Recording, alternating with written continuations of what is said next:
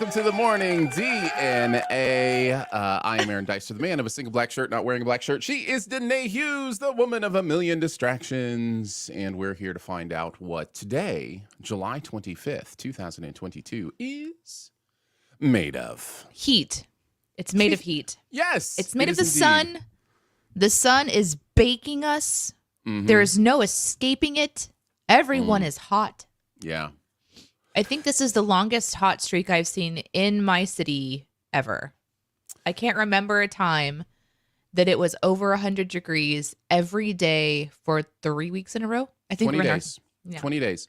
20 days, triple digits, without a drop of rain until last night. My wife and I were laying in bed, and like I'm going to say 4-minute downpour happened, like enough that we heard it like inside of our room, and we looked at each other and we were like, rain. Like, you drive around our neighborhood. Build the ark. It's happening. You walk around our neighborhood and it is just it's like we live in a desert. There's no green on the lawns except for those people who are watering their lawns, which right now stand out like a sore thumb. Like the people who are watering their lawns, it's like this oasis is. They're the judge. People are like, you're using water for what now? To make your lawn look green. Compared to the rest, like 99% of our community, which is just dead grass everywhere. Mm-hmm. Yeah, it's not great. Lolly says we're looking at 106 this week. We won't have rain until late September. Ugh. We've got some rain scheduled this weekend. I think like Thursday to Sunday is what they're saying. I said Aaron, it like we've scheduled it. we're scheduling the rain. We're scheduling some rain for this weekend. Aaron would like Andy to be Andy in Shawshank when it rains. Yeah, we all would. Oof. It's good to see you, Doc. I pinned your question for later because that's a great topic for us to jump into when we get to the you questions. Yeah, if you've got anything you want us to talk about, feel free to post it at any point. We'll just star it and then we'll come back to it at the end of the show. Slab says, I know what you guys mean. It's going to get all the way up to 87 today. Slab. Good morning, Michael. It's good Michael. to see you. Yes. Can I tell you something that it bothers me about food? I was just thinking this morning as we got into the show, before we actually get into anything, I was hoping Danae would tell me something that bothered her about food. Well, it's kind of my fault. It's kind of my fault. I will preface that, yes, you'll be able to pick apart my complaint quickly. I went to eat these today because I'm like, yummy. I just want a little bit of something kind of crunchy. And I thought these would be great. So this is what they look like. They're adorable. Yes, I'm still wearing Iris's fingernail polish. Mm-hmm. Look at these little adorable guys. They're so nice. Cute. They're like little bunnies. You can't see them because my camera won't do the thing. Stop looking at my face, camera. Stop staring at me, Swan. Stop staring at me, Swan. Anyways, I took a bite of them, and it just all I taste is the plastic bag. And I hate that about food. I hate it when the plastic bag is all you can taste. The entire thing is just a plastic flavor. Yeah. And yes, they're expired by over a year. And maybe that's why you're supposed to consume them. Because they're still crispy. Maybe. Yeah. They're vacuum sealed up in the, well, not vacuum. They're sealed in this bag. Mm-hmm. There's a little air in there. But that's got to be part of the equation, right? That they gauge how quickly the plastic begins to deteriorate and infiltrate the food. That's probably part of their equation. I think so. You're talking to someone who won't store leftovers in plastic containers because he can taste the plastic the next day when he heats it up. It's so strong. It's so strong. Yeah. I know, Shireen. I know. I know that it's there for a reason. There's an Happy expiration Monday date for a reason, Shireen says. This could be a question for you later, but we'll forget what it's in relation to. So we'll go ahead and address this one now, which is let's just address it later when we have no clue what it's about. So podcast listeners, you will not know what that is. Viewers, you'll know what's coming. That's fine. That's amazing. It's so hard. Lolly says, I've had people who have said everything tastes like chemical after COVID. Okay, yeah. So I've talked about my COVID experience. I had the sniffles basically, and I lost my sense of taste and smell. everything came back except for specific smells, and they smell very chemical. So like I completely understand exactly what this is talking about, because there are certain smells in my life that smell like chemicals now. I'm not upset because that specific smell just happens to be flatulence. So Hey, you know how, speaking of flatulence, let's just launch out that. Sure, let's do it. Yes. Yeah. You know how one of the running things on our show for like 10 years now is that you've never heard me fart. Yes, this is true. Yes. Okay, but did you hear me fart when we were in Nashville? No. Well, I did.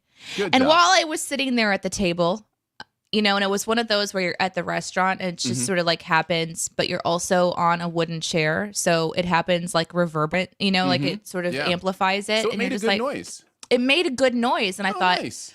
Well, there goes my streak. That's what I thought. Yeah. That was my first concern. There goes my streak. Like playing Wordle every day. Whereas most people's first concern is there going to be a streak? That is. Oh, no. I didn't even think about that. How do I always end up accidentally setting you up for the greatest stuff? I don't even know how this happens. It's teamwork. It's just teamwork. Something. Teamwork makes the stream work. It's something. Yeah, totally. Angry Ostrich says, I caught COVID last year and lost my smell.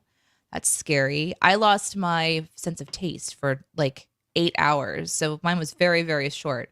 But when it came back, it was supercharged for some reason. Is it still supercharged? Yeah, that's scary. JCD says farts. Aaron says, did someone spill bleach? Yeah, you get it. You understand. Good morning, Steven. Good morning. Hey, good morning. Steven. Good morning, everyone. We hope you're doing well. Oh my goodness. Yeah. Just seeing everybody pop in is always such a joy. Love hanging out with you guys. I love our Monday hang. And a special good morning to Money Moped, who is the first time hopping in on the chat. Good morning. Hey, Money Moped. Oh my God. I need to know if it's Moni or Money. You know, it could be. What if it's Moni Money? It could be Moped too. Like it could be Money Moped, Moni Moped. These are important things. Moni, I know I'm going with Eminem. Okay, Eminem it is. Eminem it is. I wonder if I should throw a poll up in the. I'm gonna put up a new poll. I'm gonna put up a poll. Okay. What should the poll be? Something about toots for sure, right? Like. Sure. But yeah, what's a good question for a poll? I don't know. Yeah. Okay, this is why I need to have someone who manages my polls. Yep. Oh, the last time we did a poll was more eyes or more legs in the world. I did read something. Okay, I'm going to put up a poll that's completely unrelated to what we're talking about. Okay. Where is it? Moni Moped says, I love my new nickname, Eminem. Let's go. Eminem.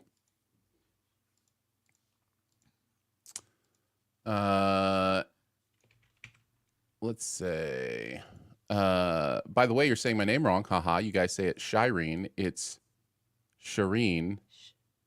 Yeah. Shireen. Isn't that what I say? I thought I said Shireen. I could have been saying Shireen. It's shit without the T, she says. Shireen. Thank you, Danae. Shireen. Yes. Shireen. Shit. But it's like shit. That actually helps to know the cussing part. Hey, listen, I was just reading a quote. That's all. Yeah, no, just reading words. They're just sounds. Oh, man. There's a limit to how long the question can be in the poll.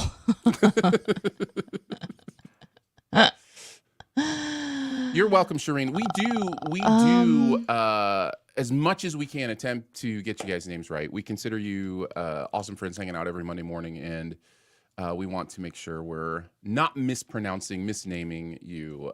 So yeah, Shireen, absolutely want to get that right. Okay, so I came across this question earlier.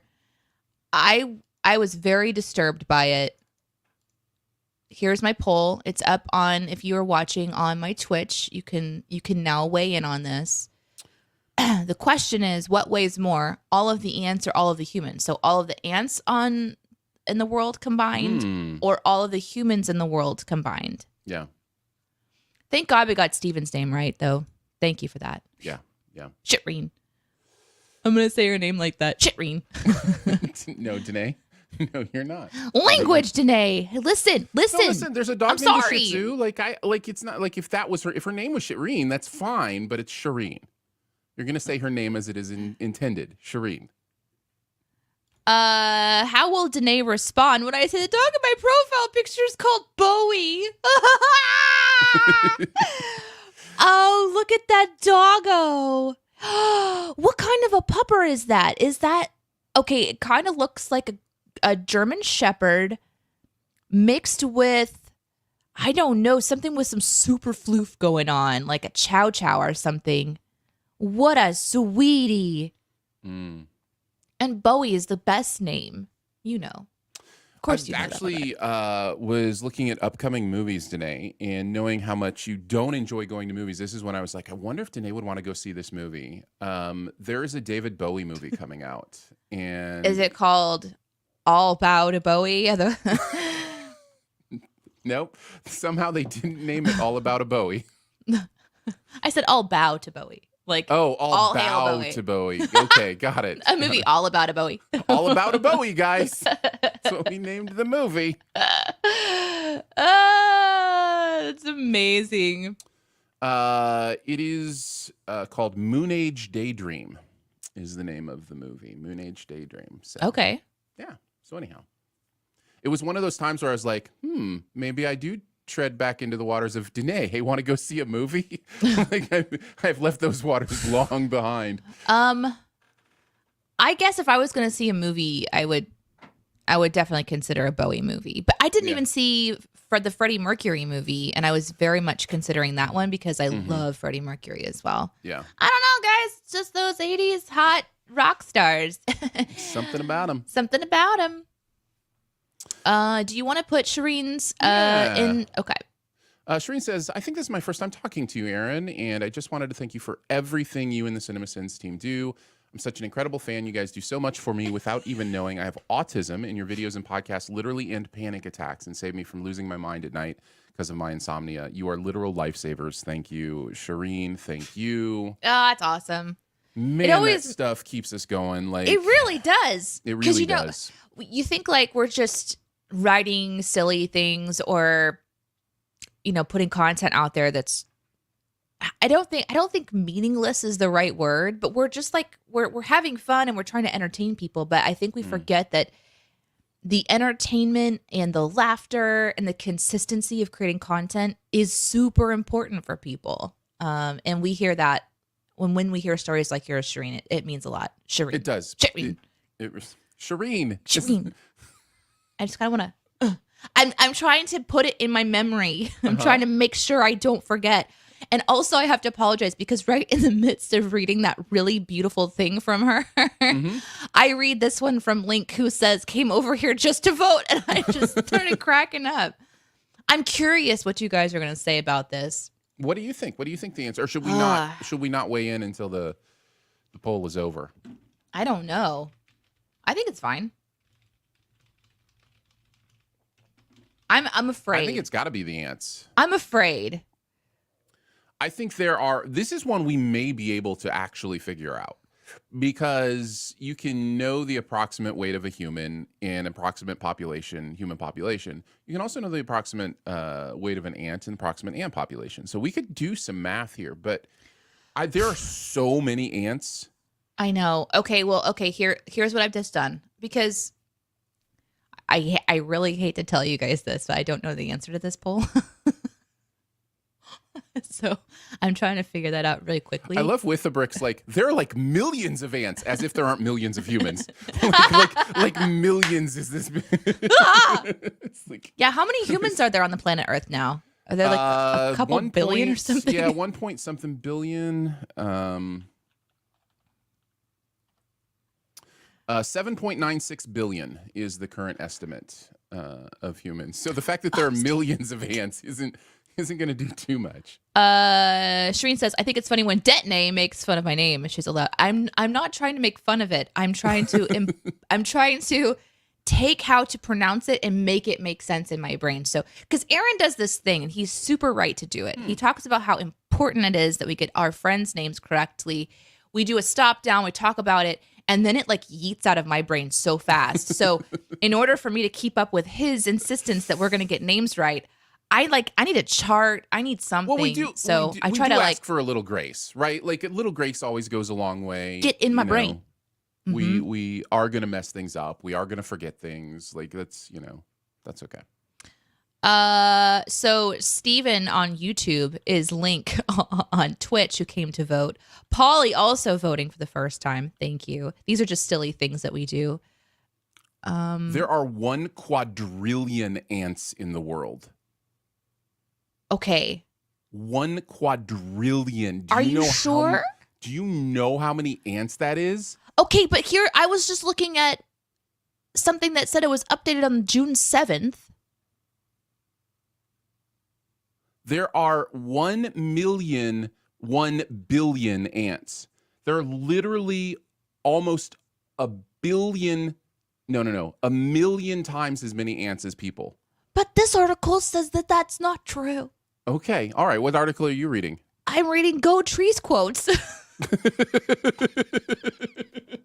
Well, if you're reading the website with the journalistic integrity of Go Trees quotes, I don't know how to argue with you. So it's like the equivalent of just reading like someone's Instagram post or something. Yeah, this one has a chart that I was like really excited about. It says the estimated population of ants is 100 trillion. Well, 100 trillion isn't too far off from a quadrillion. That's like 10. That's like 10 times that would be a quadrillion. But that's still like we don't understand how crazy that is. Like exponentially how things get bigger. Hold on. Let me just read this really confusing information just real quickly, and then we're going to get off this topic and start our show because we actually haven't even started our show yet. This website says 10 quintillion ants. 10 quintillion. Let me read this to you, Aaron. The population of humans on Earth is estimated to be in excess of 7.9 billion. Correct. Okay. Well, I think the clock has it at 7.6, but yeah. Okay. While this is a staggering figure, we're not the only creatures to have crossed the billion club. Ants crossed that mark a long time ago, estimated over 100 trillion. The average ant weighs 2.5 milligrams, while the average human weighs 62 kilograms. And there's some information for the poll, which is currently still active, that might help you do some math. Oh my gosh. The easy answer is humans, but I have the idea it's going to be ants. I'm afraid it's going to be ants, but I just read this little thingy here. So the average lifespan of, Eric, let me just show this to you guys. I need to show this to you because I feel like I'm losing my mind a little bit. We're already 25 minutes into the show. No need to start the actual show. We've got stuff to solve here. Okay. So this are all the ants as heavy as all the humans. That's this article's title. Okay. Now I want you to come. We're going to go down here to this chart. By the way, from the journalistic integrity of Go Tree Quotes. Go Trees quote. Yeah, Go Trees quote. Okay. Let's go down here. Humans lifespan 2 to 4 years. Ants lifespan 73 years. I just don't feel like this is accurate. I think maybe that's supposed to be switched. I think maybe we did a little mistake there. Go Tree Quotes. I think you've put your entire conclusions in jeopardy. I'm really scared. By suggesting the average human lifespan is 2 to 4 years. But as you can see, before the poll is officially even over yet, humans weigh apparently 483 million tons. No, I don't believe this. There's no way that there it is that much, like that much difference. Well, let me just say again, with the integrity of GoTreesQuotes.com, and a very janky saying that we humans only live 2 to 4 years. I don't know. Yeah. I don't know how to find this out. I trusted you, site. I trusted you. Go Trees Quotes. Yeah. Go Trees Quotes. Let's see. So basically, what I'm reading here from the BBC. By the way, handled this question says that it's actually probably really close, and that it's a fun question because as of 100 200 years ago, it was clearly the ants that would have weighed more. But we are gaining weight and ants are decreasing in population. And so pesticides. It may be switching over, which, by the way, you mentioned pesticides. And I was going to say this, but since you mentioned pesticides, I'll bring it back up. Those bears, those things you're eating, the honey, what are they called? Bunny graham honey baked graham snacks, say certified organic. Do you know what it takes to be certified organic? Just no pesticides in fertilizers. Like, thank you. I'm glad there's no pesticides in fertilizers in my graham cracker snacks. Like, that's... Oh, we ingest so many horrible things. Yeah. Let's not talk about that, though, because that will just be really one of the horrible depressing. things we ingest all the time in our food? Ants. Don't say ants. Oh, God. Don't say ants. Okay. Peanut butter literally has like a bug part allowance. You guys are a bright spot and angry ostrich and stuff. Yay! Yay! Thank you. Thank you, Chinchillasil. We appreciate you. Let's see. Okay, so Michael says, I believe humans are about 1,000 times bigger in terms of volume and obviously more ants than humans, but humans are more dense. 1 million ants probably close to like one person's weight. And there are about 1 million times more ants than there are humans, like we just said. So like it is really close. Yeah, it's really, really close. That is so many bugs with a brick. You are not wrong. And they're just like underneath us making their houses. So that's interesting to think about. Like how much is just moving under. Don't think about it. Don't think about it. What is this, a poll for ants? What is this, a poll? Actually, it was, and the 57% of the chat says all ants combined would weigh more. I agree. 43% says humans. If I had to pick and somebody was going to actually say the answer and know if I was right or wrong, I would pick ants. Thanks for stopping by, Dare Do. Yeah. Have fun on your walk with Bowie. All right, you ready to shoe a dough? Oh, man, I am. I'm getting caught up on chat, which was so exciting. Mm-hmm. Yeah. I, for one, welcome our new insect overlords. That's how you do it. You just embrace the chaos. All right, I'm ready. All right, we are going to do the D, N, A, and U. There will be a D topic, an A topic, and as many U topics as we can get to. So the D topic is Danae. That's me. A topic is me, Aaron, and the U topic is you. Whatever you want to talk. Danae is now throwing things. Yay! I'm just cleaning up to make it look like I have my stuff together. All right, so let's get into it. If you want to throw a U topic at us, anything you want us to talk about, could be something going on in the world that you're curious about our opinion on, could be a problem you're trying to solve, an argument you're having with a friend, or just something you're curious about. Just throw that with the letter U at the beginning, and we will star it and save it to the end and answer all those at the end. But Danae, what is your topic today? My topic today is a very interesting one. I came across this question as I was reading an article earlier last week, and I wrote it down for us. What advice would you give to your former boss? What a great question.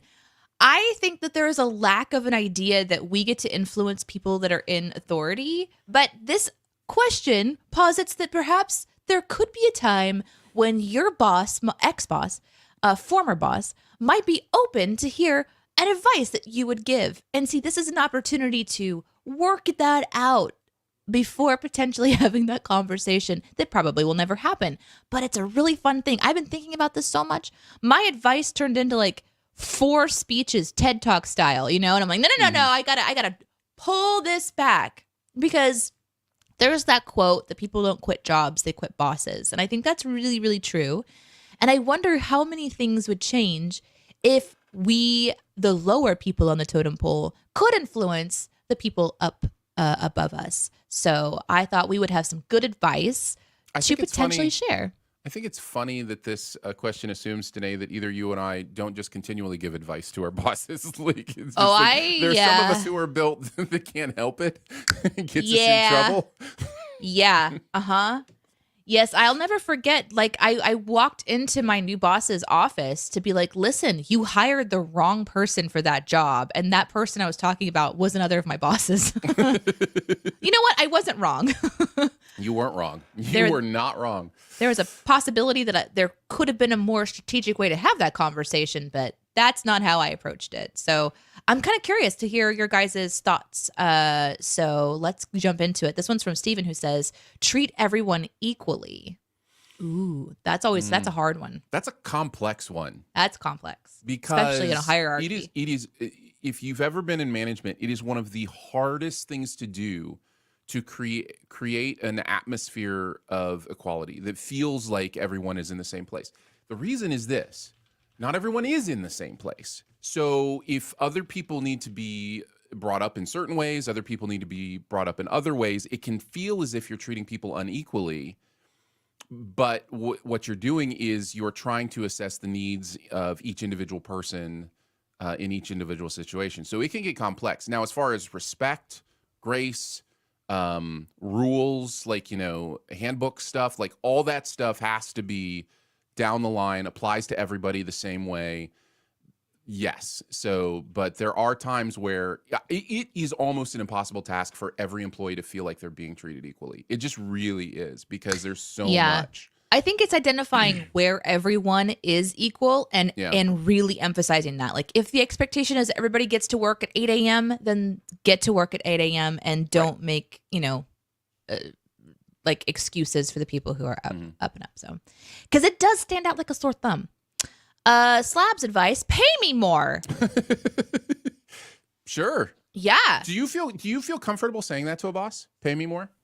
Yeah. It took me a long time to kind of get there, where it was like, here's what I want. And I understand, like there's give and take, whatever, but here are my goals. Here's what I want to be in the future of the company. And here's, how I want to be compensated. And like, to have those back and forth conversations is important, especially in a society of capitalism where the power is wielded by, the top. You have to be able to say those things. What I like about wading into that is that if you start off kind of with that openness and you're hired on, that can be kind of the expectation. For me, I've often felt like you're not supposed to talk about it. You're just supposed to take what you get. And that's not as easy for me to do now that I have a little one. I'm far more likely to bring a question about pay or something to a project or a boss now, because I have a lot more at stake than I did when it was just, extra cash meant like I wasn't saving up or anything. I wasn't being smart. I wasn't investing. It was more like, well, that's one more Taco Bell burrito for me, stuff like that. So, but I do like the idea of being able to take those ideas to your boss, especially at the very beginning. If you have like hey, here's my hope, here's my projection for wanting to move up in the company. I'd like to be in this window of making a career for myself, and I kind of want to know what what's the ceiling? How far can I go? And if you know that at the very beginning, that might kind of help. I just don't feel like bosses usually share that information. I don't feel like there's usually that openness to kind of say, here's what we're hiring you for. Because most of the jobs I've had are like, hey, we can pay you $26,000 a year to do 60 hours of work a week. How does that sound? And I'm like, okay. So yeah. And to be clear, we're both talking about former jobs. We're saying nothing about the current. Oh, I'm talking about CinemaSins, man. No, I'm not. But here's the other thing that also happens in a capitalistic society, which is the power down says, don't talk to anybody about what you're making, right? Like, don't make sure nobody knows. We had a really interesting conversation in our house with my sons, who are all in the workforce now. All of my sons are in the workforce. And my wife and I were on kind of different sides of this, talking about this idea of, because she's always been taught, no, you do, like, she thought it was illegal. She literally thought it was illegal to tell somebody that, what you're making. And I think that comes from a power down mentality that's like, you'll get in trouble for this. Well, it can be a company policy that you don't discuss that stuff, but that's not illegal. No, and it's policy. In fact, they have passed laws to protect workers' rights to be able to discuss their compensation with each other. So, there's someone who just posted their income on TikTok and they were fired for sharing their income on TikTok. So there are some things where you're not supposed to disclose stuff. So just like be aware of that. But I think talking to your boss about it is different. Yeah. Yeah.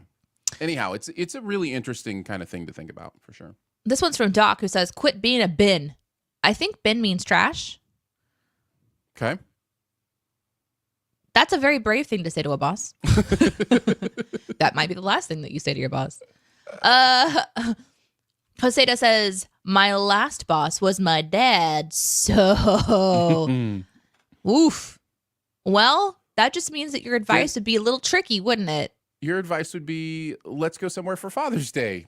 You know, this is not hard. This is not difficult. Just my former boss would be my aunt, but that would be my medical advice. I have advice for current bosses, most of which is plan ahead and don't overthink things. That's great advice. Which brings up a question. Which would weigh more, all the humans or all the ants in the world?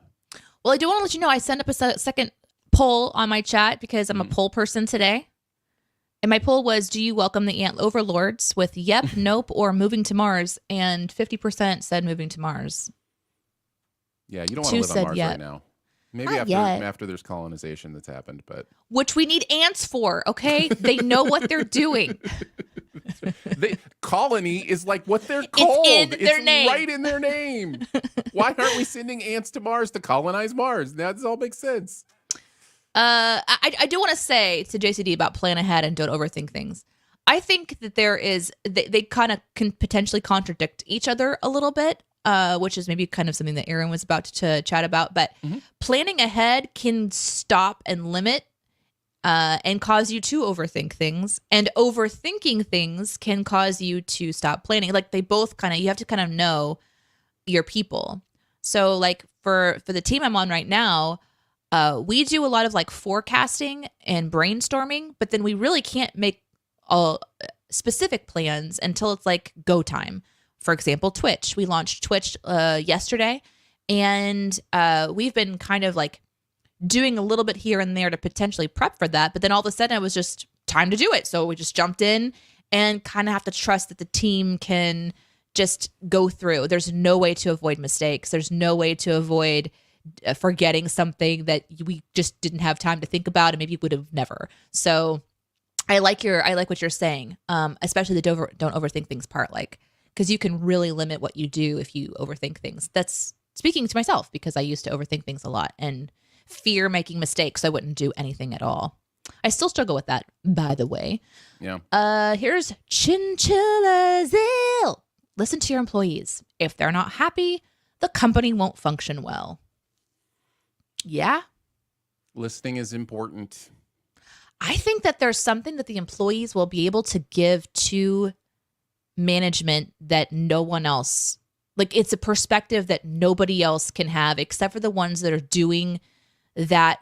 I'm going to say grunt work, but that's not always the best way to describe it. But there's a type of work that employment does that just can be so beneficial if you take the time to listen to what they have to kind of say and their feedback.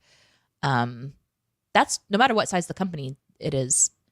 I think that's why it's important to just ask them to like, how's it going for you? What do you think? What could we be doing better? And it could be something as simple as making sure that we have pens that work and all of a sudden the morale is boosted. Speaking from experience, we work in an office where we have to write. Why don't I have any pens? Just type. You type, Janae. No pens needed. Not at that job. It was a long time ago.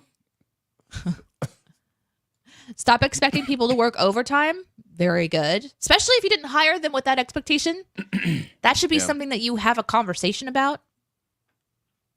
And a really nice compensation plan and an understanding that they have lives. Yep, I agree with that. Yeah.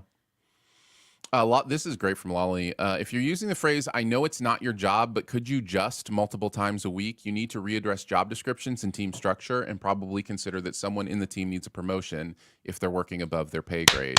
Woo! Woo! Thank you, Lolly! Can I just say, there are certain people that I don't know if I'll ever actually meet Lolly in person.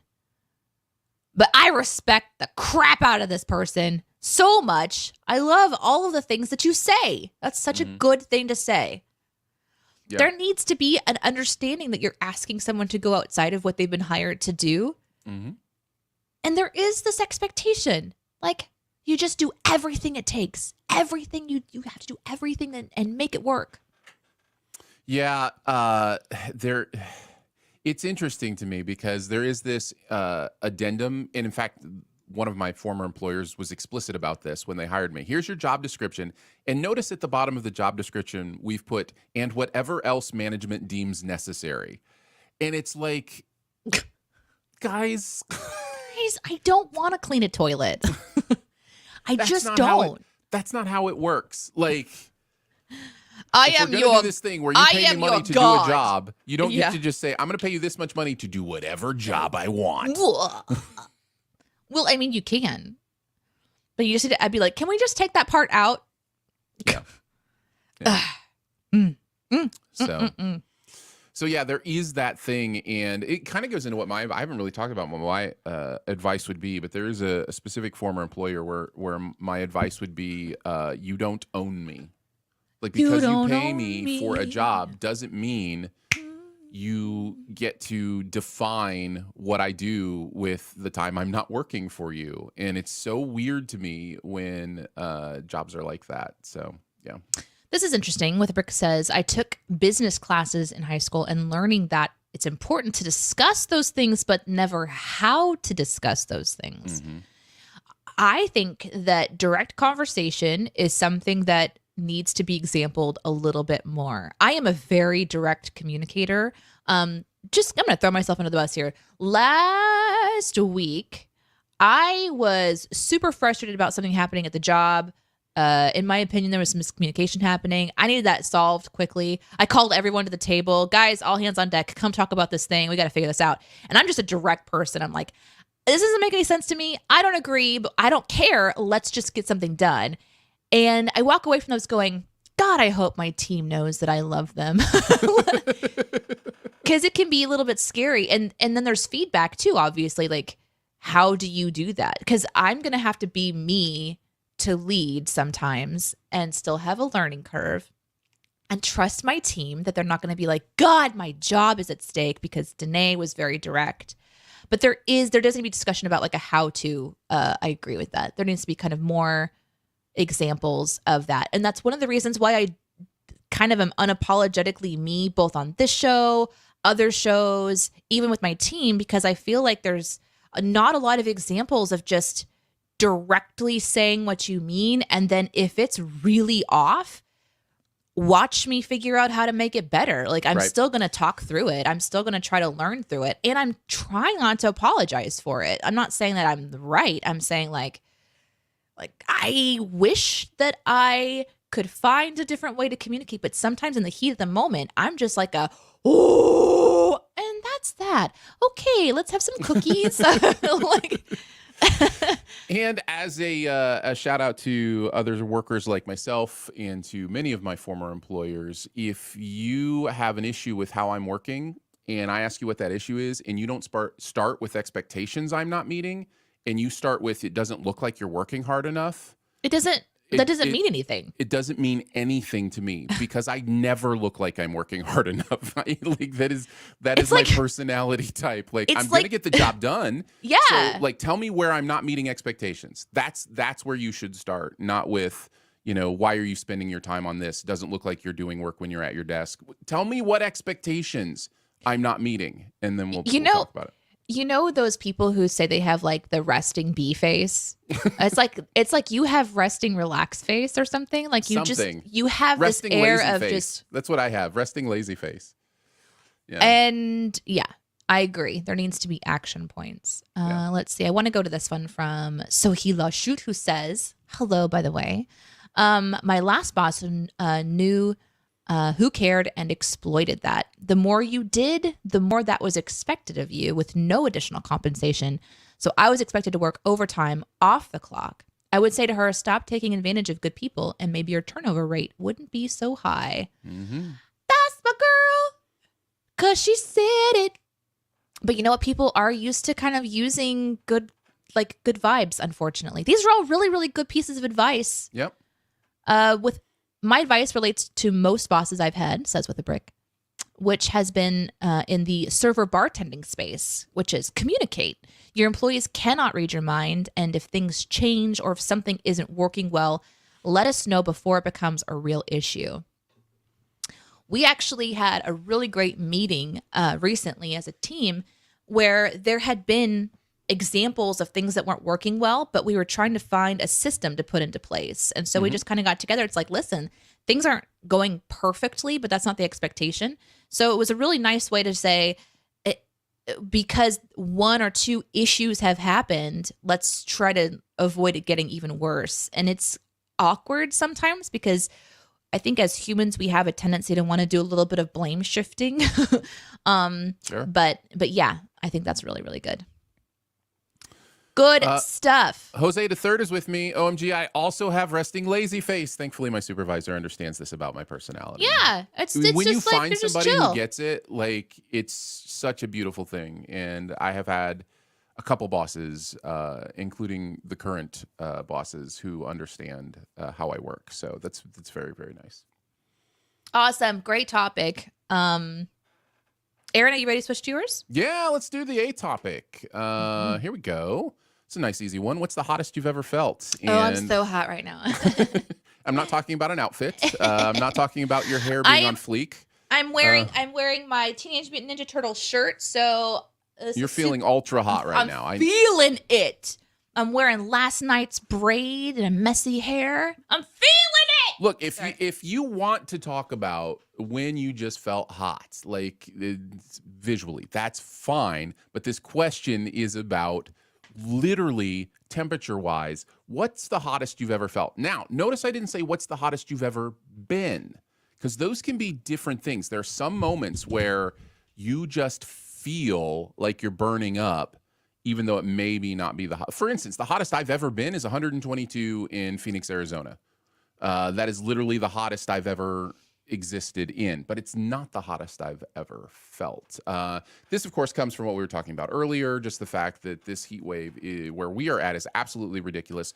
Also in England, I know completely bonkers heat wave going on there, had been going on. I think it's cooled off a little bit there. And that's in a place where they're not used to that. I think England's kind of like Michigan weather for the most part, where like during the summers, it's usually pretty nice and like the high 70s, that kind of thing. But it does not usually get up to as hot as it has been. So yeah, I'm curious to hear. I know what mine is right off the bat. Yeah? Yeah. It's called hot yoga. Well, there was a clue. You had a clue. A clue. Yeah. Mm-hmm. Yeah. So, no. For the podcast listeners, Danae's dog has chosen this moment to get really, really affectionate. I don't like dog tongue in my mouth. It's good to know. Don't do that to me. Hot yoga is something that I can appreciate now from afar. Mm-hmm. I don't know that I would ever do it again. I purchased a package because I thought I'm going to spend this money and make myself go do this thing. Because I like yoga, even though I've not practiced it a whole lot. I like stretching. I think stretching is fun. Mm-hmm. And there's a lot of core exercise to it. And I also like being warm.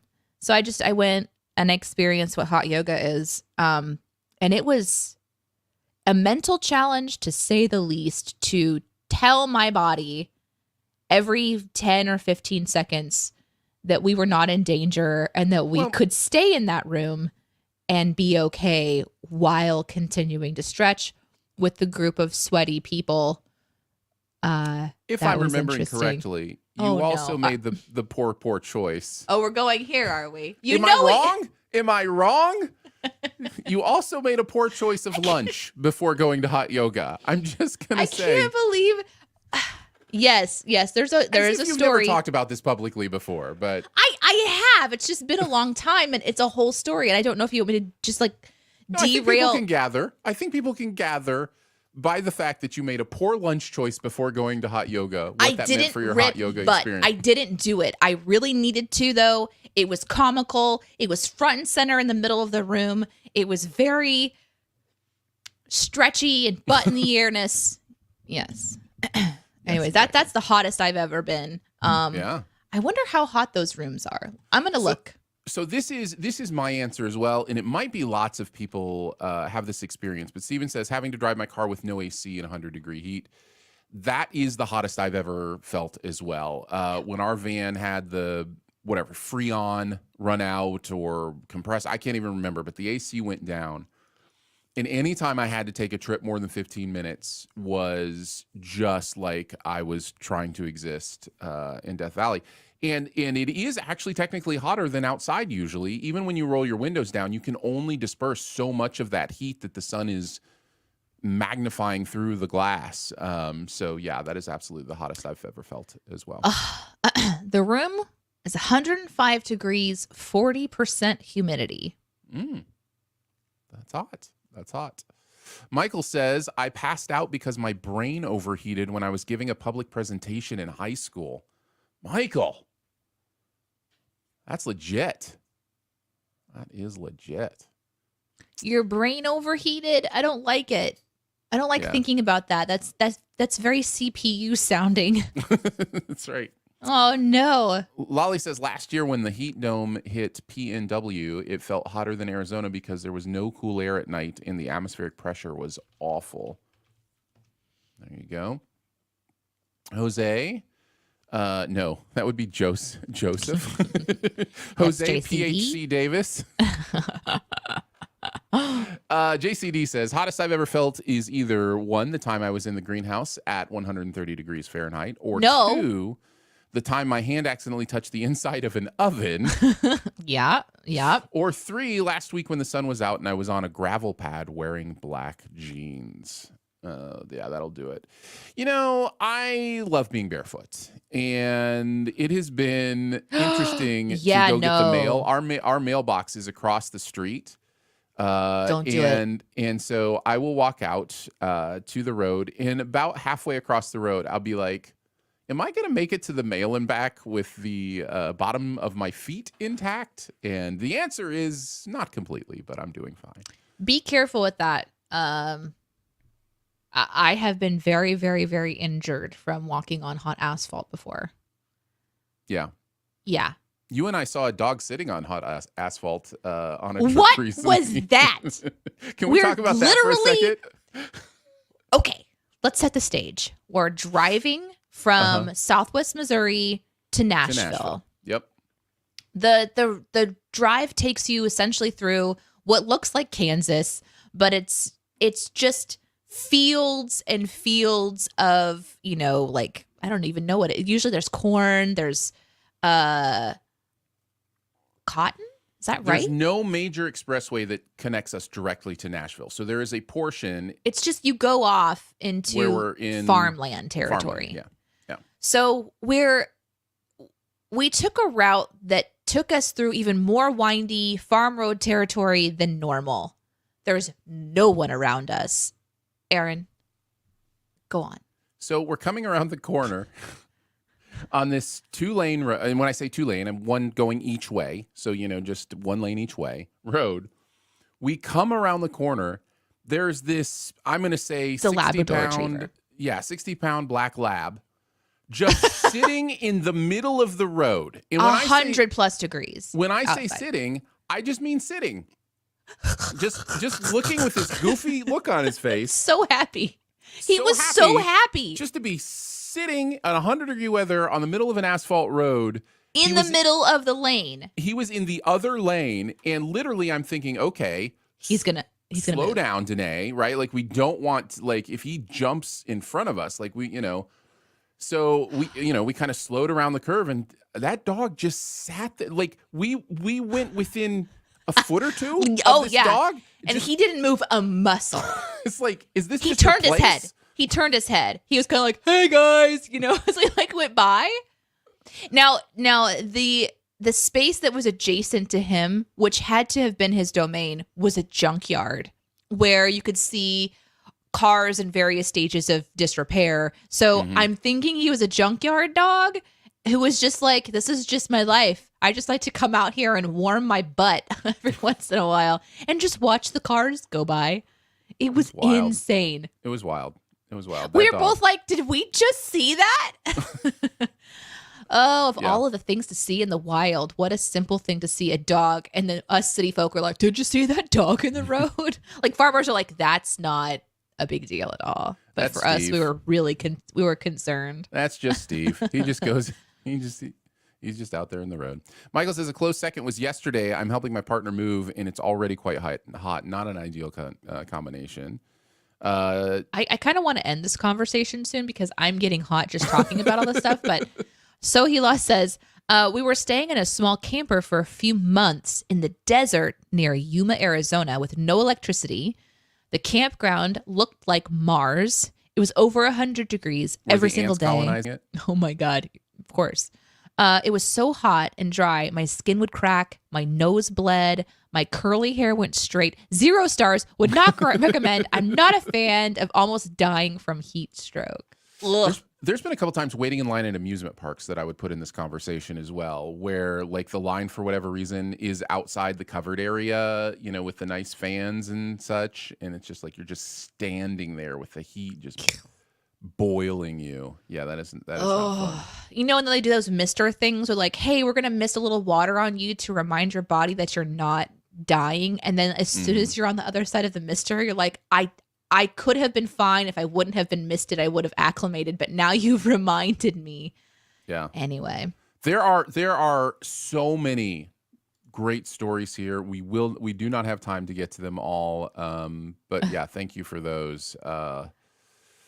It's hot, guys. It's hot. Stay safe as you can.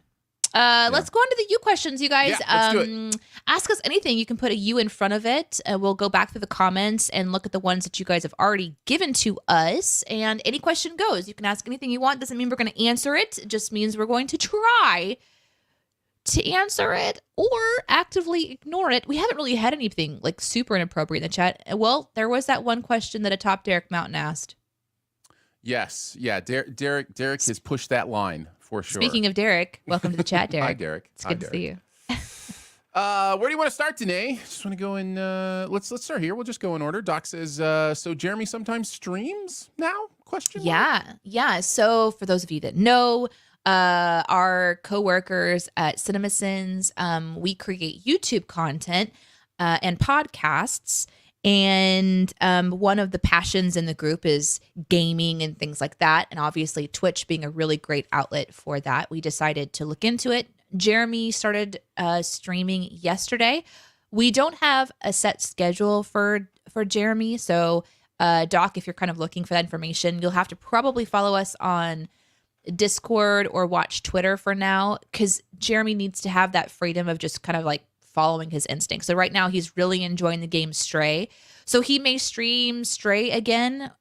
He might not ever again. We don't know. But as a company, we're going to start creating some consistent content for Twitch, including live podcast recordings. And we're actively working on being able to show Ian, Aaron, and I battle it out with Mario Kart on the Switch. Let's do some Mario Kart streams. Because we've been battling we have a group chat where we're just like, let's go. And then we'll just jump in. And so. Yep.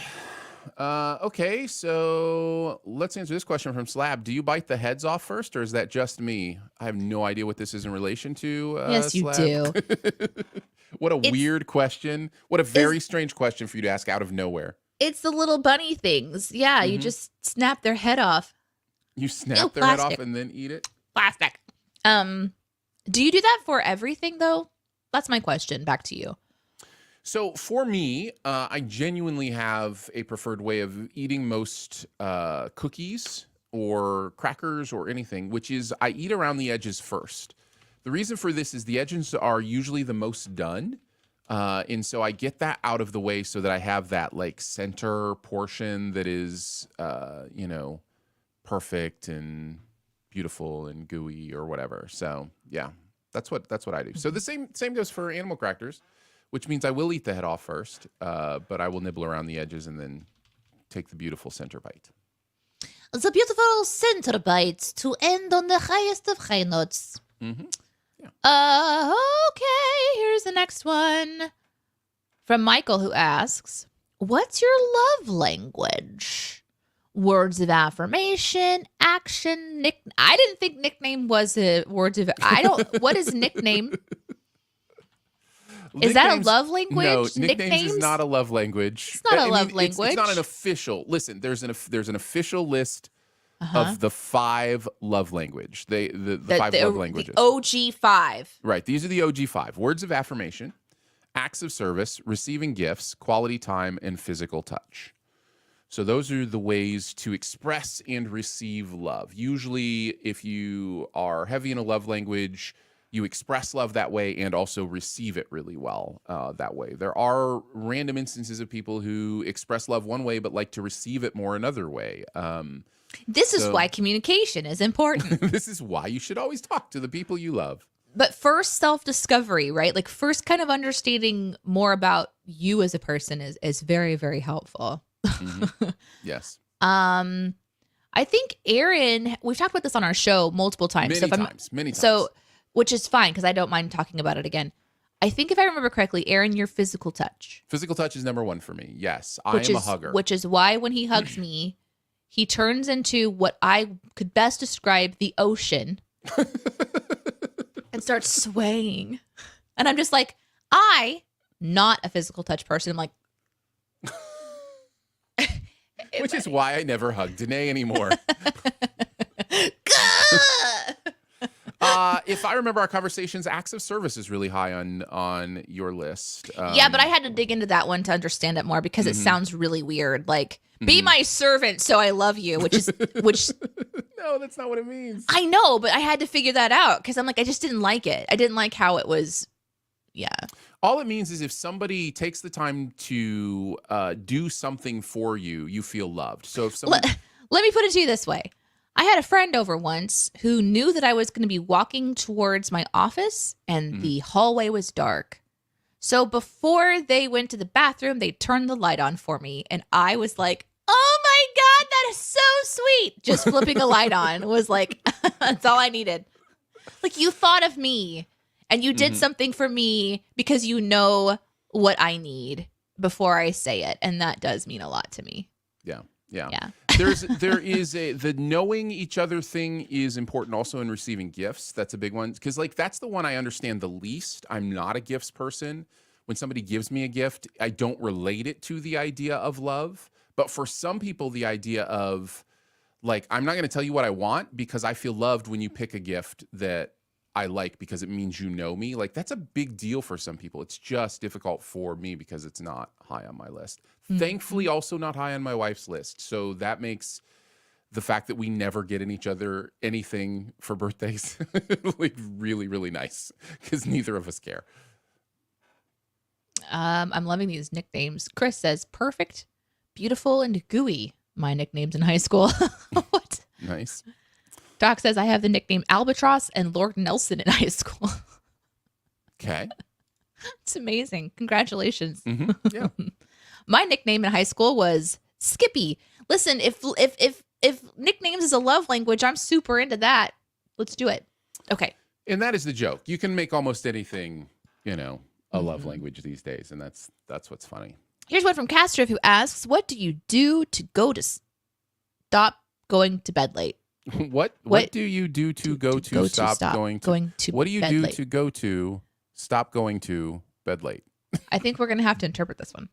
I think it's what do you do to stop going to bed too late? I think this is what we're dealing with here. The idea of how do you stop staying up so late? Danae? What are you talking about? I'm talking about the fact that when I wake up in the morning for work, often there's like stuff that happened at like 2:30 a.m. Oof. Well, I think first you need to decide what's too late for you.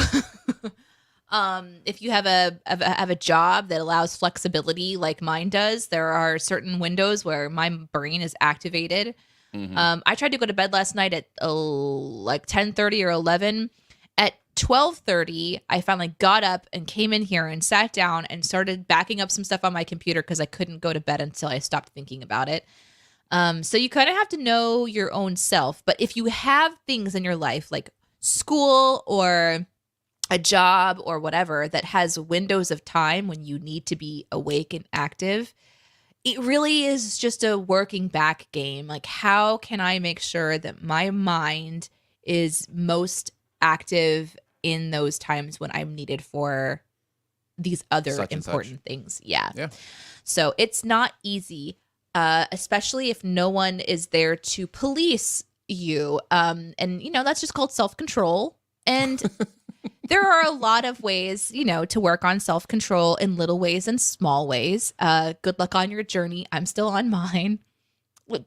So when I found a Wild RP, the roleplay server that I play on, which I intend on going live tomorrow as Babs on Wild RP server. When I first found the server and started playing on it, I played every night and eventually found my roleplay friends that I'm still friends with to this day. And we have a Discord group that was at one point in time called the No Sleep Club. So we just like to hang out and be together. And then I learned that I don't need to have 8 to 10 hours of sleep a night. I can survive on 6 or sometimes 4 and then take a nap. Yeah, I'm still trying to figure that out myself. Good luck. Yeah, you have to decide. I think you have to be honest and go, am I willing to live at a lesser frequency of my health? Or do I really want to embrace, do I want to drink a gallon of water every day? Fighting words. Or do I want to get 8 hours of sleep at night? These are not subjective things. These are objective things that will make you healthier. So it's just that decision, right? And then at that point, you just start putting in place standards and practices, right? So my recommendation to you, Castor, if you're trying to find a consistent bedtime, is to do what you do with kids, which is say, here's the process. Here's what we're doing to go to sleep. And once your body knows I'm in this sleep process, it's going to get easier and easier and easier. So, for instance, the idea of doing the same things before you go to bed, having a consistent, time you put your phone away, all that kind of stuff is valuable, I think, into training yourself to be able to do that. So, am I perfect at it? No, but I do go to sleep pretty much around 10 o'clock every night, and it's helpful. I think it's really helpful. So. Danae, do you feel judged? I wasn't trying to judge you or anyone. I was just saying, these are the things that you need to do. No, that was great. But I get it. When you're sleeping, you can't do stuff. I get it. JCD asks, if you have a degree, how close is your current job to said degree? I'm asking because so far I'm not getting any job offers I've interviewed for that match my master's degree. Oh, let's talk about the myth of college, shall we? No. Okay. I'm ready. Danae, all of her jobs don't match her degree because Danae is a high school graduate, right? Yeah. I don't think you have any college degrees. So. No, the only additional certification that I got was when I became a massage therapist. Right. Which in the state of Missouri is under the medical licensure. So we had to take medical courses to make sure that we knew if we were massaging someone, what the contraindications were. So I got a crash course in anatomy, physiology, kinesiology, pathology, and again, a crash course, which was really exciting. And I ate that up because it was in my wheelhouse of interest, which is going to play into this conversation about what college did. So for me, I did not go to college. That was a very specific decision because at the time when I graduated high school, I hated pretty much anyone older than me. And I had some really major problems with just authority in general. I could not imagine paying someone to go sit down and be told what to do again. I just wanted to go out and live my life. I didn't want anyone to tell me anything anymore. So I did. I just went out and got a job. And the only time I have never had a job was for a brief, I think it was a 4 or 6 month period in my mid-20s where I could not find a job. And that's because I was looking for something specific for the first time. My job career was opportunity to opportunity to opportunity. So someone would hire me on the spot because I was charismatically shopping at their store, and they're like, we want you to work here. I was like, well, okay. And so then I would work there, and then that would lead to another open door, and I would just kind of bounced from thing to thing, acquiring the skills of my life. But in that one window, I had to find a job that was very, very specific, and that was the most stressful experience because I had already accumulated a house and a car, so I had to make a certain amount to continue to live that life, or I had to lose my house and my car. And I was able to find something at the very last minute, which was terrifying. And I had to do something that I absolutely hated, and that taught me a lot as well. So, but for the most part, it's been what I've wanted to try, and I'm very lucky because my partner could carry the weight of our bills. And so I was able to do that, especially after radio. When I was married, I had just married. So like my partner has the income coming in, and then I could take a total crazy leap and jump into a job that could barely pay me to try it out. And I know that not everybody can do that. So my way of doing things isn't going to work for everyone. And that's something that's really important to say.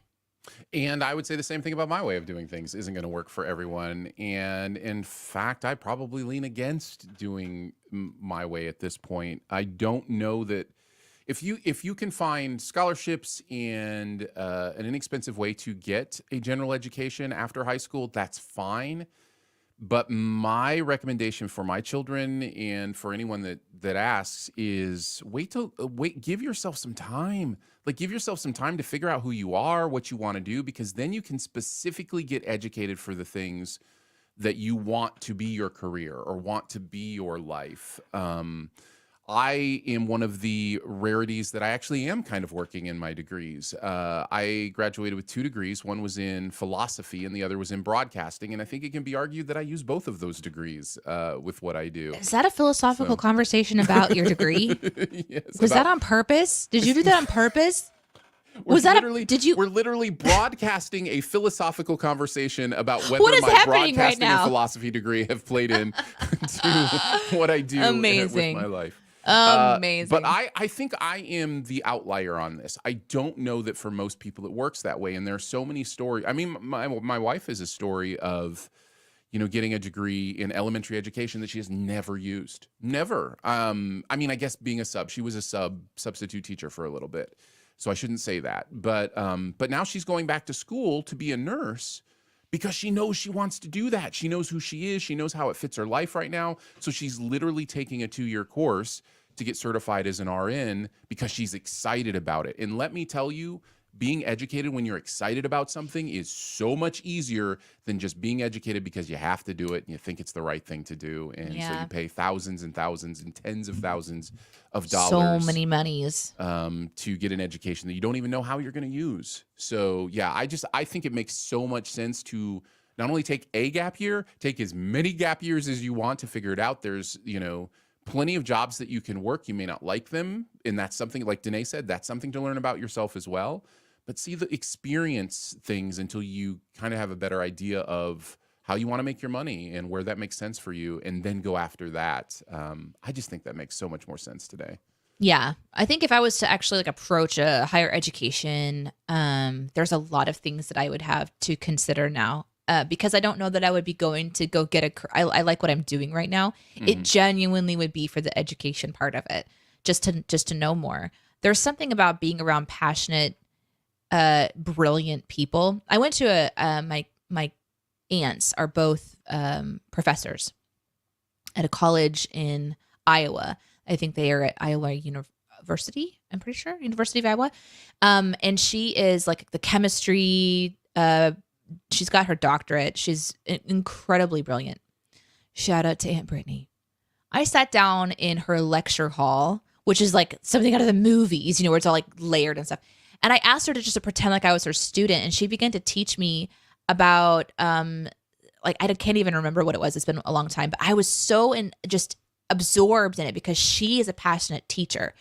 There was also someone who posted this lady who was teaching about physics and Passionate people is what I'm attracted to. So I feel like if I got into a college situation where I had to listen to someone drone on just because they had the information, but they were lacking that passion to pass on the education, I think it would just kind of kill me because I'm I'm in the moment person. So I would love to pick and choose some courses and just learn from very passionate people because I trust that I can learn just about anything if I put my mind to it.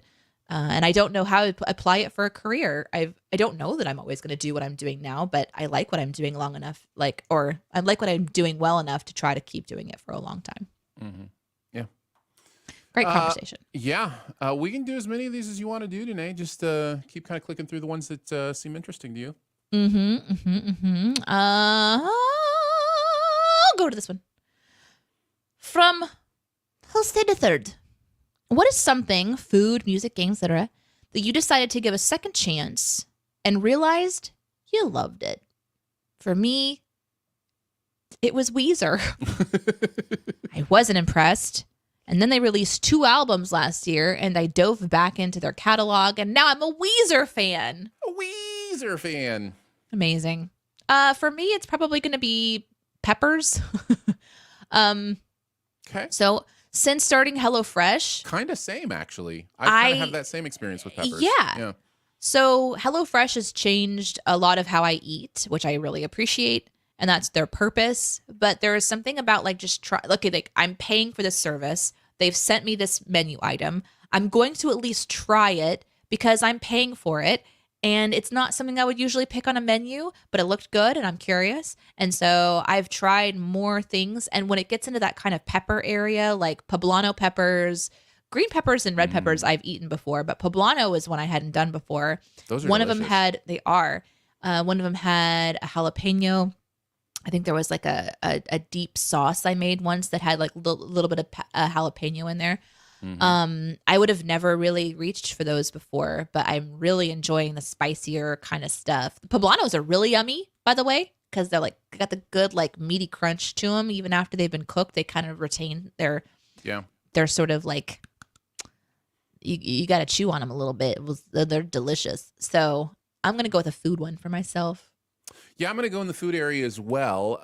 This goes back a while, though. I'm not going to go with something recent. I'm going to go with something that was maybe about 10 years ago, maybe even 15. I can't remember. But I gave up on cottage cheese, like, as a kid. Because it looked gross to me. Like, it looked like some sort of mayonnaise concoction, and I knew I hated mayonnaise. It was like some sort of chunky, like, gross whites. Like, most white sauces or condiments I'm just not a big fan of.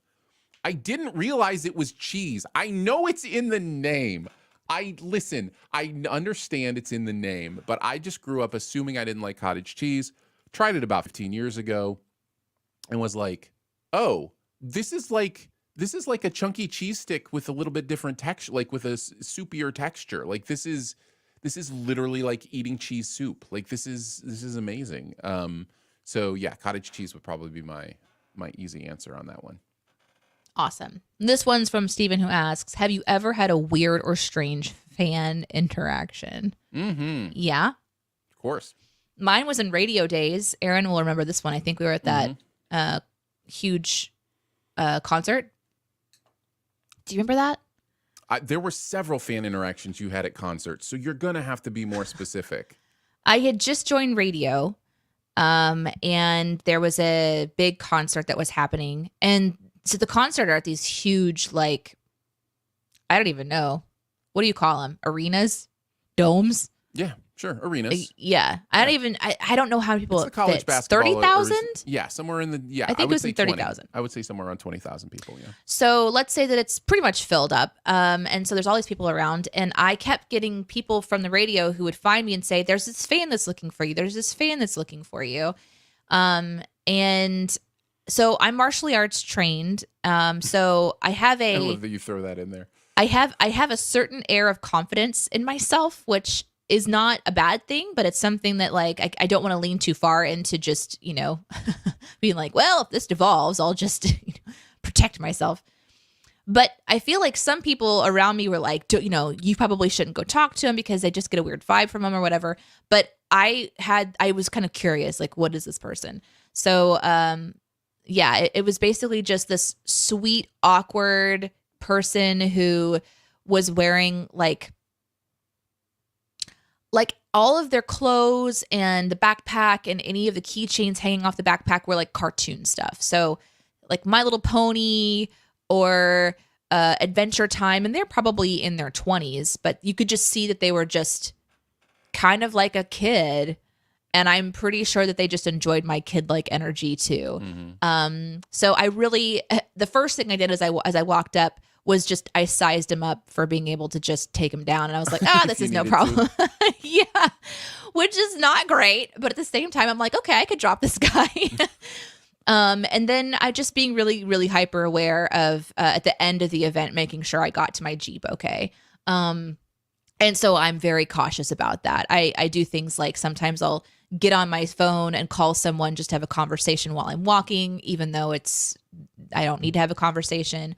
Or I will take a very obvious route someplace so that people have line of sight. I'll make sure that there's check-ins like, hey, I'm going to message you when I get to my Jeep. It's going to take me 5 minutes. If you don't hear from me, come to the parking lot, stuff like that. So that has happened before.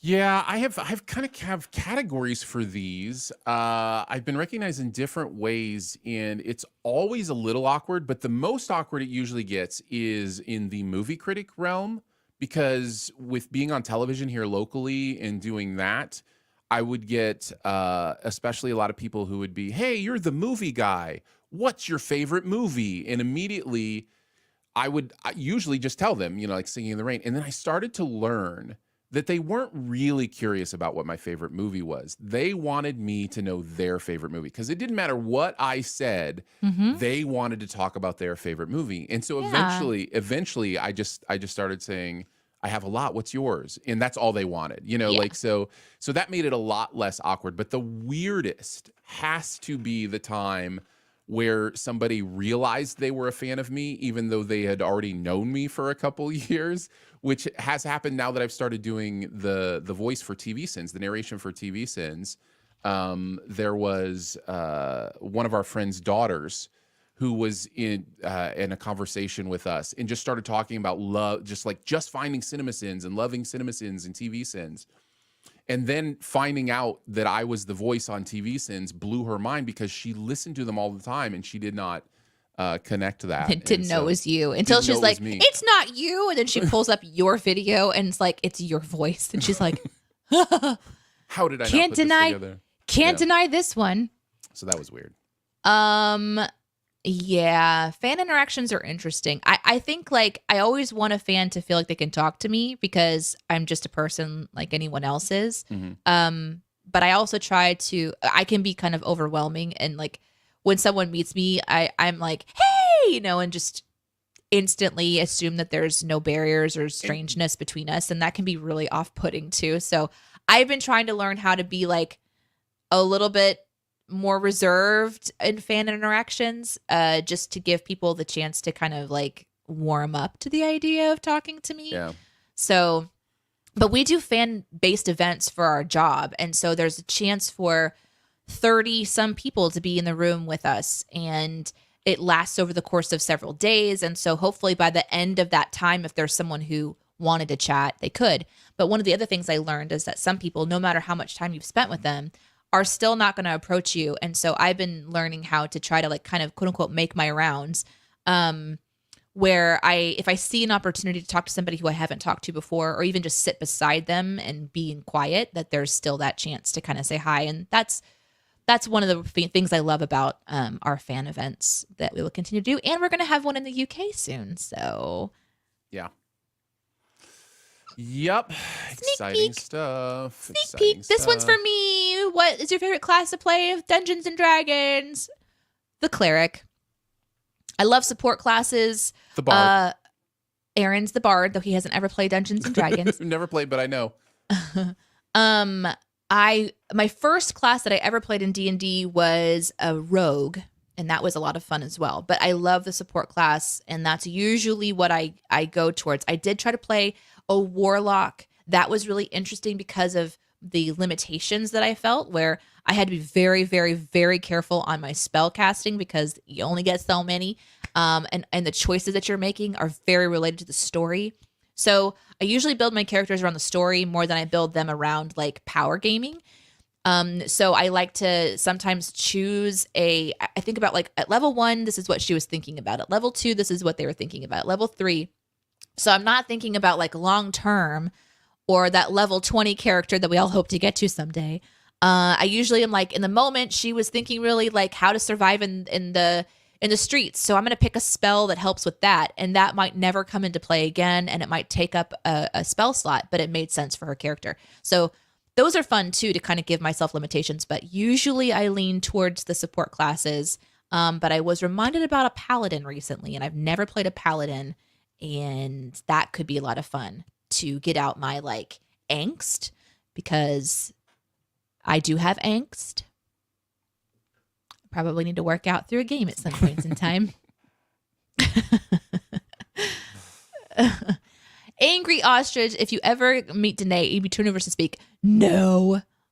I like to think that when people are around me, they don't feel, I can't control how you feel, obviously, but I like to think that I'm not like too much. I don't know, Aaron. We exist in a nice little place of privilege in that we're not really famous. Like, there are people who know who we are because, right, we did radio, we're, working for CinemaSins, whatever the case may be. But it's a level of quote unquote fame that makes it easy to break through, I think, a lot of those awkward. If you're Tom Cruise or somebody like that, it's a whole different ball game, because I remember when I've had a chance to meet some very famous people because of the movie critic thing. And I remember when I met Matt Damon, I said, I talked to him for a little bit, and I said, hey, do you mind, taking a picture after our conversation? And he said, yes, but I can't stand up, because when I stand up, it becomes a thing. And I just thought, how to live your life he's not wrong. He's not wrong. Like, if he stands up, it immediately means to people all around, Matt Damon's available. Come talk to me. Yeah. Like, Holy can you imagine living life in that level of fame, where it's just the most famous I am is when my daughter is around. And then she's just all over me. I feel so famous. That's right. Just to point out, Michael says Monk is favorite class. Warlock is runner-up. That's so cool. I love it. Yeah. And then Greg asks, do you have any suggestions for online Dungeons and Dragons campaigns? Oh my goodness, Greg, there are so many. And this is the trick to it, is just like any online community, getting into a community can be a little bit intimidating. I recommend starting where your passion is. So let's say that you're a CinemaSins fan, then you might go into the CinemaSins Discord and then end up joining the CinemaSins Dungeons and Dragons crew. They get together online and play. But it just depends on what you're kind of going for. So for you, being visually impaired, which we know about you, I would be very careful and cautious to try to find a group that caters to the needs of someone who maybe wouldn't be able to do certain things with map work. Like, because a lot of times with Dungeons and Dragons Online, there's going to be maps that you're looking at. So you might want to join one that's all theater of the mind. But there's ways, I'm sure, even on like forums like Reddit or something, to really find a group.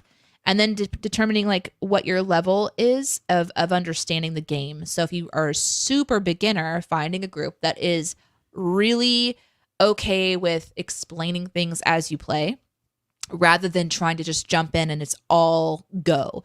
And there's different levels, and that's why it just takes a little bit of time. I wish I had time to find the right group for everyone, because I'm really passionate about Dungeons and Dragons as a game. I think it's an amazing outlet for creativity and exploration of character.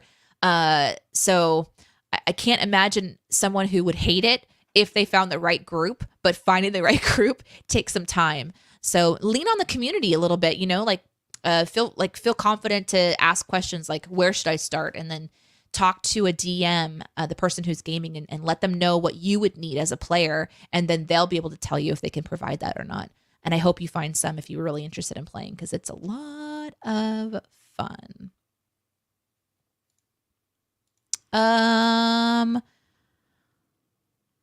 Chinchilla asks, Aaron, is that an Incredibles football on the shelf, and where do I get one?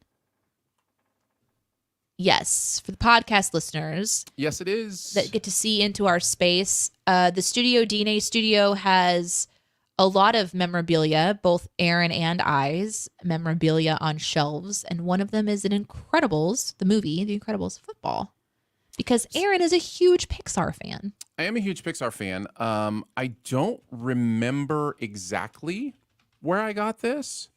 It's probably one of two places. It was either sent to me by Disney as a movie critic, or when my mom worked at Disney, they had a like staff store where like stuff would end up, and she may have got it for me there. I genuinely don't remember where this came from.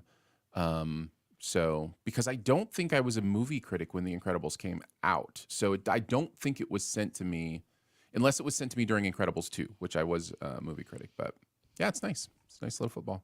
It should be inflated to 2 pounds, and it is not. It is currently deflated. Deflating, yes. And that helps it to stay on the shelf, to be honest. Yes, it does. I think that pretty much brings us to. I might have missed a couple. I'm so sorry about that. Chris wants to mention. Chris is the resident DM master for our Dungeons and Dragons group crossover with CinemaSins. That group is called the.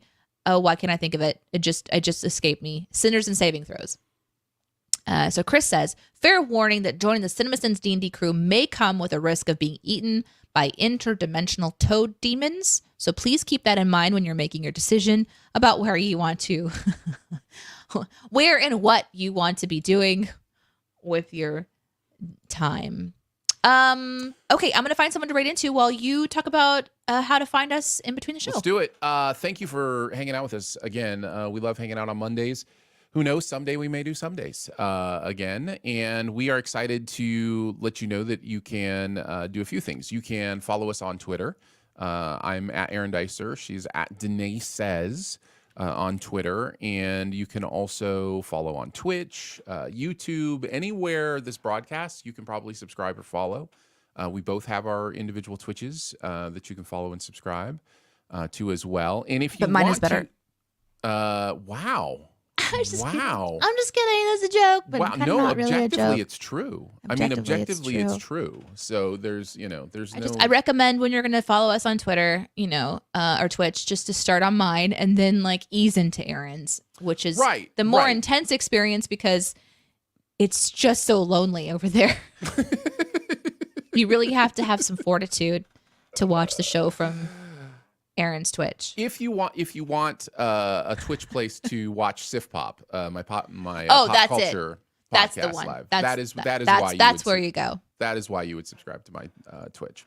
With maybe more things coming once I understand more about Twitch and how to use it. We'll see. However, what I would say is if you want to support us both in this format, best way to do that is through Patreon. Patreon.com/StudioDNA. One level of support, I think, is $5 a month, and that helps us keep doing this, helps pay for the streaming fees, all that kind of stuff. So thank you for doing that. We really do appreciate it. That is patreon.com/StudioDNA. Okay, I've got the raid set up. It's already activated. So I'm going to send you guys over to Graham the Gibbon, who is playing Red Dead Redemption Online Wild RP. He is one of the very best criminals I have ever seen play the game, and I think you're going to enjoy it. He's on a train right now, so you never know what's going to happen. Maybe he's going to rob it. I hope you guys have fun over there, and we will see you next Monday or Sunday. Bye.